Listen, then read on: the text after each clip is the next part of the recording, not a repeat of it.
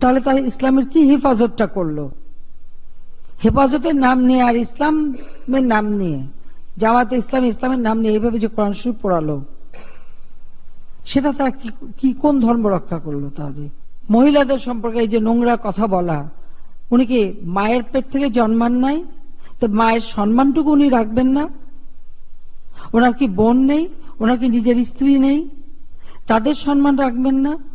যে ধরনের নোংরা জঘন্য কথা বলেন, ওনার জিভে পানি আসে। এখন হ্যাঁ, উনি যে নেতাজির পাশে বসছেন তাকে যদি উনি তেঁতুল মনে করেন আর ওনার জিভে পানি আসে, আমার কিছু বলার নাই। আল্লাহ, যারা প্রধানমন্ত্রী আল্লাহ যে আমাদের স্বীকৃতি দিয়েছে, শুকরিয়া আদায় করতেছি।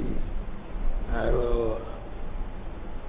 সামনে আমাদের মাদ্রাসার দিকে